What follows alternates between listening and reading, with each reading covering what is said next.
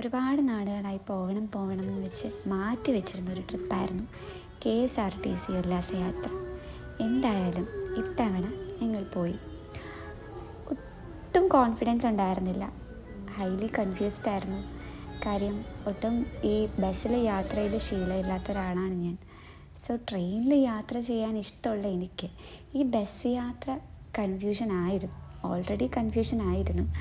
പിന്നെ KSRTC കൂടി ആവുമ്പോൾ നമുക്ക് തോന്നുമല്ലോ, നോർമലി ഉള്ള സീറ്റും നോർമലി ഉള്ള യാത്രയും ഒക്കെ നമുക്കൊരു അത്ര കംഫർട്ടബിൾ അല്ലാതെ തോന്നും. ബട്ട് ഉല്ലാസയാത്ര ആക്ച്വലി നമ്മൾ വിചാരിച്ചതിനൊക്കെ വിപരീതമായിരുന്നു. റിയലി കംഫർട്ടബിൾ എന്ന് വെച്ച് കഴിഞ്ഞാൽ പറയാതിരിക്കാൻ കഴിയില്ല, അത്രയും കംഫർട്ടബിൾ ആയിട്ടുള്ളൊരു യാത്ര.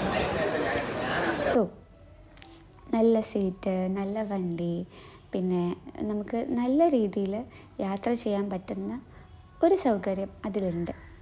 അതുമാത്രമല്ല, നല്ലൊരു സാരഥിയായിരുന്നു ഞങ്ങൾക്ക് കിട്ടിയത്. മനോജ് ചേട്ടൻ, ഈ കാണുന്നതാണ് മനോജ് ചേട്ടൻ.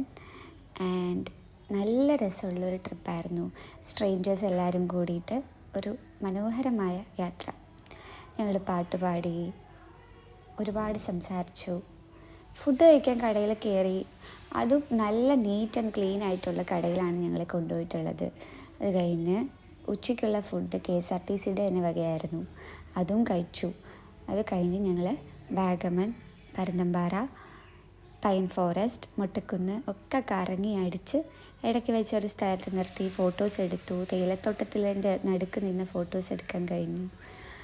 അതുപോലെ തന്നെ ഞങ്ങൾ നല്ല പോലെ യാത്ര എൻജോയ് ചെയ്തു. ഒപ്പം എല്ലാ റൈഡ്സിലും കയറാൻ പറ്റി. ആവശ്യത്തിലധികം സമയം ഞങ്ങൾക്ക് ഇതിനൊക്കെ വേണ്ടി സ്പെൻഡ് ചെയ്യാനായിട്ട് ഉണ്ടായിരുന്നു. രാവിലെ 5:15 സ്റ്റാർട്ട് ചെയ്തു.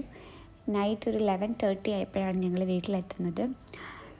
നമ്മൾ ഓരോ സ്ഥലത്ത് എത്തിക്കഴിഞ്ഞ് നമുക്കൊരു 2-3 അവേഴ്സ് നമുക്ക് കിട്ടും.